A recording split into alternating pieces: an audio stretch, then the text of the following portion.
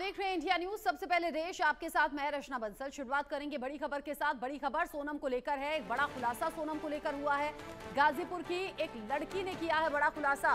सोनम ने गाजीपुर से वाराणसी तक बस से सफर किया था। सोनम को बस में बिठाने दो लड़के वहां पर पहुंचे थे। सोनम ने बस में अपना मुंह ढककर रखा हुआ था। 9 जून की बातचीत का ऑडियो अब वायरल भी हो रहा है। इंडिया न्यूज हालांकि इस ऑडियो की पुष्टि नहीं करता है जो वायरल हो रहा है, लेकिन सोनम ने जब गाजीपुर में रात के करीब 1 बजे आकर ढाबे वाले से मोबाइल फोन मांगा था, अपने घर पर कॉल किया था, जिस दिन पुलिस ने जाकर सोनम को वहां से पकड़ा, उसी दिन को लेकर कई बड़े खुलासे भी हो रहे हैं। और खबर ये भी कि गाजीपुर में एक लड़की ने बड़ा खुलासा किया है कि जब बस में बैठने के लिए सोनम वहां पर पहुंची थी तो 2 लड़के उसे छोड़ने के लिए आए थे। अब ये 2 लड़के कौन थे ये भी पता लगाया जाएगा। साथ ही साथ 9 जून की बातचीत का ऑडियो भी है जो कि वायरल हो रहा है। इस 9 जून की बातचीत में आखिर क्या है ये भी देखना दिलचस्प होगा। सोनम ने गाजीपुर से वाराणसी तक बस से सफर किया। सोनम को बस में बिठाने 2 लड़के आए थे। लड़की ने खुलासा किया है और बताया है कि सोनम को बस में ड्रॉप करने के लिए 2 लड़के वहां पर पहुंचे हुए थे और सोनम ने अपना चेहरा ढका हुआ था। चेहरे को ढककर अपनी पहचान छिपा रही थी लगातार। और खबरें ऐसी भी कि वो रात के वक्त में सफर करती थी ताकि पैसेंजर्स कम हो या फिर लोगों का ध्यान कम जाए। ऐसे में सोनम जब बस में आई थी, बस में बिठाने के लिए उसे 2 लड़के आए थे ड्रॉप करने के लिए। गाजीपुर की एक लड़की ने इस बात को लेकर खुलासा किया है और ये भी बताया है कि कैसे गाजीपुर से वाराणसी तक के लिए बस ली थी सोनम ने और सोनम को बस में बिठाने के लिए 2 लड़के उसके साथ पहुंचे थे।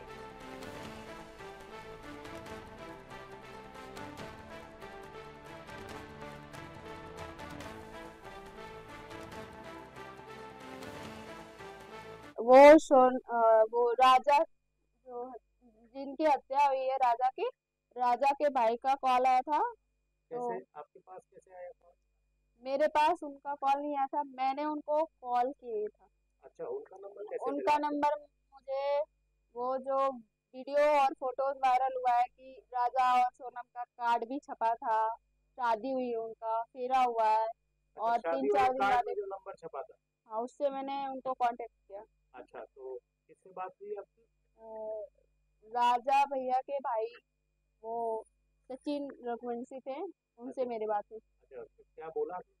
उनसे बोला कि वो मेरे बस में बनारस से आई थी, आप अब बनारस के सीसीटीवी कैमरा को चेक करवाइए। मैंने अच्छा। ऐसा बोला। अच्छा, हाँ। तो उन्होंने क्या बोला? उन्होंने बोला ठीक है दीदी, मैं आप उसको उसके साथ कोई था? मैं बोली हाँ, 2 लोग थे। और तो बोला कि वो लोग किधर गए? मैं बोली मुझे नहीं पता, मैं बस में बैठी थी तो मुझे इतना आइडिया नहीं है कि वो लोग कहाँ गए।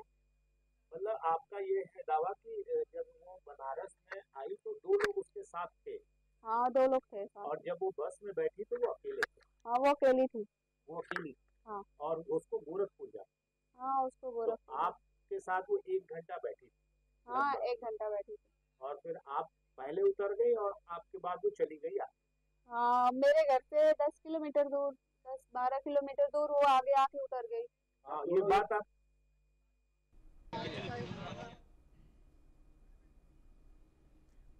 उजाला यादव, जिसने कि देखा था सोनम जब बस में बैठने के लिए आई थी तो 2 लड़के साथ में थे, मुंह ढका हुआ था, पहचान छिपाने की कोशिश थी। लेकिन सोनम का तो एक एक राज सामने आ रहा है। सोनम की सारी प्लानिंग धरी की धरी रह गई। हाँ, राजा की हत्या करने में कामयाब तो रही, लेकिन जो प्लान बनाया था छिपने का, भागने का, वो फेल हो गया है। 9 जून की बातचीत का एक ऑडियो भी है जो वायरल हो रहा है। मेरे साथ में मेरे सीनियर कुलीग एहतियाब शेख जुड़ गए हैं ज्यादा अपडेट के साथ। एहतियाब, उजाला यादव नाम की लड़की जो बता रही है कि कैसे सोनम पहुंची थी, वो जो 2 लड़के छोड़ने आए थे, ये 2 लड़के कौन हो सकते हैं, अभी तक की तफ्तीश क्या कह रही है? साथ ही साथ 9 जून की बातचीत का एक ऑडियो भी है जो वायरल हो रहा है। देखिए निश्चित ही ये ऑडियो जो है ये उजाला यादव ने कॉल किया था राजा रघुवंशी के भाई सचिन और विपिन को, और उजाला ने ये जानकारी इन दोनों को दी थी कि वाराणसी के कैंट बस स्टेशन के पास से इसने ये बस बोर्ड की थी, जो कि रोडवेज की बस थी, साधारण बस थी। उसमें ये अपने घर लौट रही थी और उसमें सोनम रघुवंशी को छोड़ने 2 लड़के आए थे। हालांकि इस मामले के अंदर उजाला ने ये भी कहा है कि वहां की सीसीटीवी फुटेजेस चेक करवा लीजिए ताकि इस बात की भी तस्दीक हो सके जो लड़के छोड़ने आए थे वो दरअसल में कौन थे। मेघालय पुलिस और यूपी पुलिस इस पूरे मामले के अंदर छानबीन कर रही है, लेकिन निश्चित रूप से जिस तरीके से उसने इन्फॉर्मेशन दी थी उजाला ने, और जो ऑडियो हमने सुना, तो वो ऑडियो में साफ तौर के ऊपर ये कहती हुई नजर आ रही है कि उजाला ने ये पूरी इन्फॉर्मेशन राजा रघुवंशी के परिवार को दी थी कि इस तरह की घटना हुई, और वो साथ सोनम रघुवंशी उसके साथ ही उसी बस में बैठी हुई थी। उसने इसका ड्रेस के बारे में भी बताया था, फोन पे उसने जिक्र करते हुए कहा था कि वो व्हाइट कलर की शर्ट और एक लोअर पहनी हुई थी, टी शर्ट पहनी थी और लोअर पहनी थी, और ब्लू कलर का उसने दुपट्टा डाला हुआ था। और जाहिर सी बात है वो अपना फेस छुपा रही थी सोनम, लेकिन उसके साथ में उसने एक और एड ऑन दिया था कि सोनम बड़ी रिलैक्स बैठी हुई थी, और साथ ही साथ उसने एक मैंगो जूस भी पिया था उस बस में सफर के दौरान। हालांकि गाजीपुर में सोनम ने डीबोर्ड नहीं किया था, वहां से नहीं उतरी थी, उसके पहले नंदगंज एक स्टेशन आता है एक, वहां पर उसने वो बस छोड़ दी थी। तो जाहिर सी बात है कि कई सारे सबूत और सुराग रचना बिल्कुल सही कर रही थी कि अब वो कड़ियां बिल्कुल लगातार जुड़ती भी नजर आ रही है, जिसमें कि ये माना जाए कि हत्याकांड को अंजाम देने के बाद में किस तरीके से उसने फरारी काटी और फिर खुद को बचाने के लिए गाजीपुर में प्रकट होकर पुलिस को गुमराह करने की कोशिश की कि वो एक विक्टिम है। रचना, ये दिखाने की कोशिश की गई कि वो एक विक्टिम है, उसका किडनैप किया गया, उसे बंद कमरे में रखा गया, उसे नशीली दवाएं दी गई, लेकिन जब सख्ती से पूछताछ हुई तो एक एक राज खुलकर सामने आ गया। अभी कस्टडी में लेकर 8 से 10 घंटे रोजाना बेसिस पर सोनम और बाकी आरोपियों से पूछताछ होती है, लेकिन सोनम ने हर वो शातिर कोशिश की। सवाल ये कि कैसे ये पूरी प्लानिंग रची गई, बिना राज के तो ये हो नहीं सकता था कि वो इंदौर से शिलोंग के लिए निकले, फिर शिलोंग से वो वापस इंदौर आए, इंदौर से फिर वो गाजीपुर या वाराणसी जाए। राज बराबर साथ दे रहा था एहतियात। देखिए निश्चित ही रचना, कल जब हम उस लोकेशन से बात कर रहे थे, कल जब हमने अपने दर्शकों को वो सारी डिटेल्स बताई कि किस तरीके से शातिराना अंदाज के अंदर न सिर्फ उसने प्लान बी बनाया था, बल्कि 5 प्लान एग्जीक्यूट करने की तैयारी की थी। चौथे प्लान में वो कामयाब हुई। उसकी एक कामयाबी, उसने जो प्लान बनाया था वो सिर्फ ये सोच के गई थी कि एक और महिला को मार के वहीं डाल दिया जाए और उसे जला दिया जाए, ताकि इस बात की भी तस्दीक ना हो पाए, लोग ये समझे कि सोनम भी राजा के साथ मारी गई है।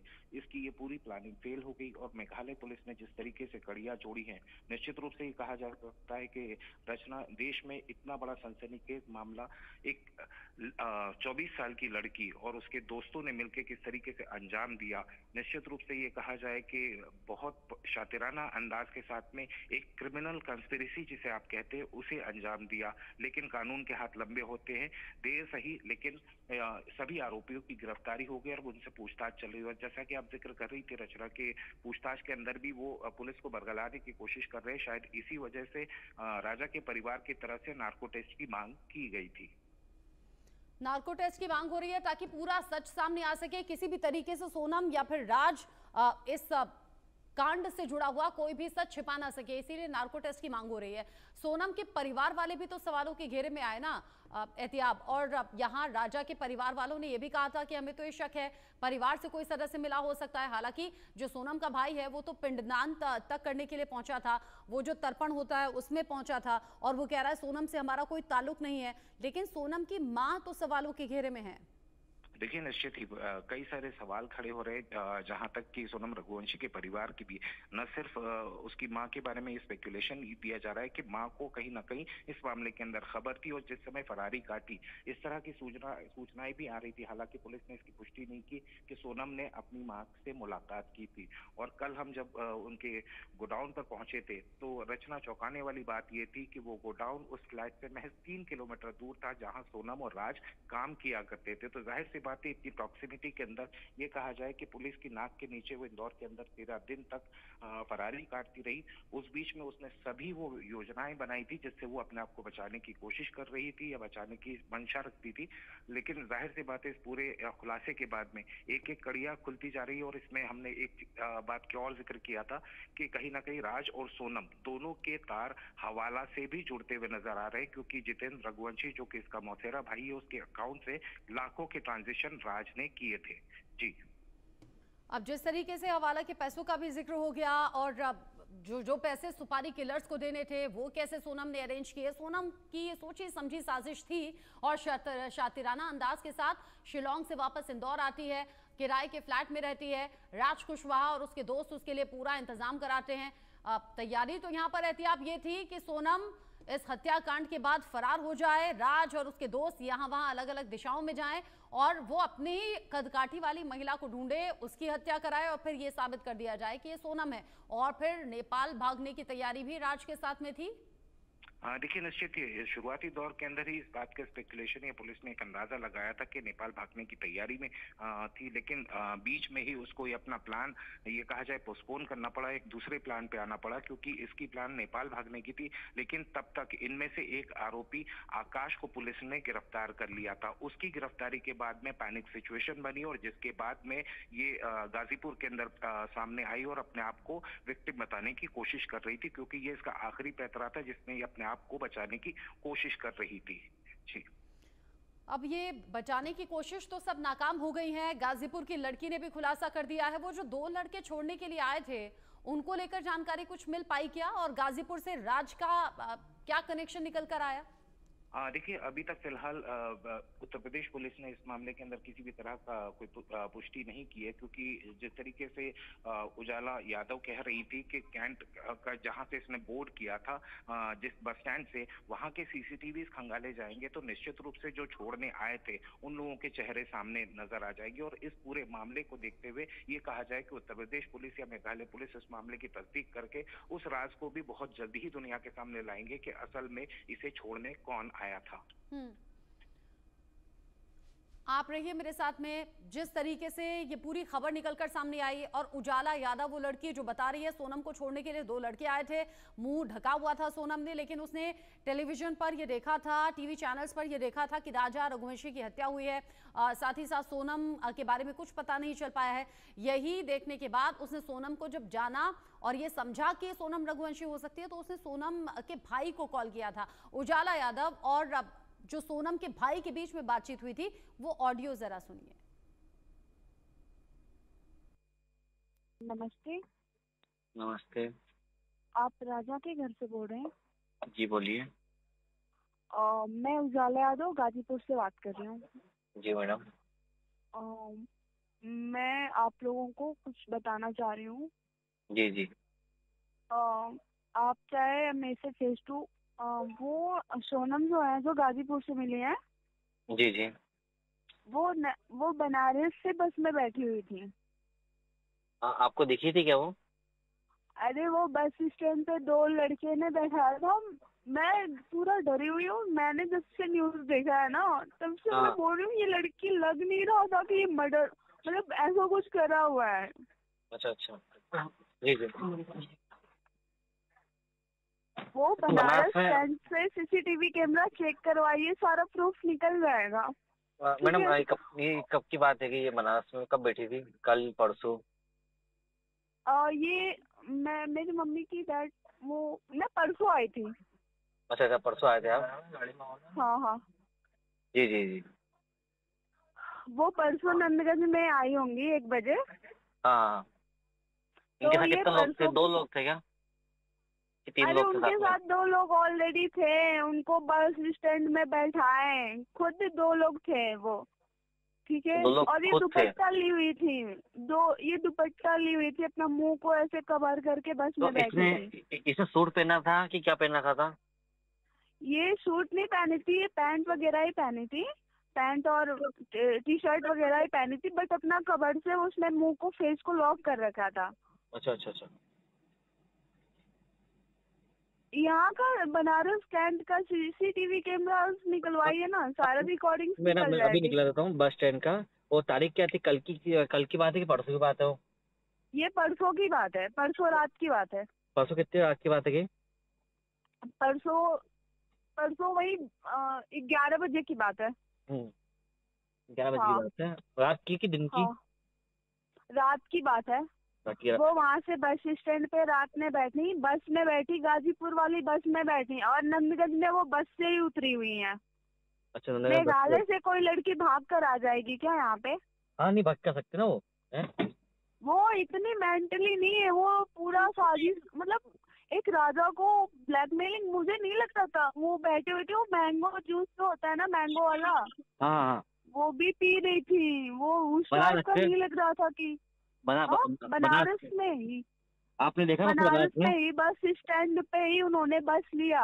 अच्छा अच्छा, जी जी, 2 लोग साथ में थे और बात 2 लोग साथ में, उसको बस में भी बैठाए उन लोगों ने। हाँ हाँ। और वो लोग वहां से चले गए और उनको गाजीपुर की बस पकड़वाए। उनको ये नहीं कंफ्यूज, वो एक बगल में बैठा हुआ था लड़का। जी जी। उससे मैंने बोला था कि भैया मेरे फोन में बैलेंस कर देंगे क्या?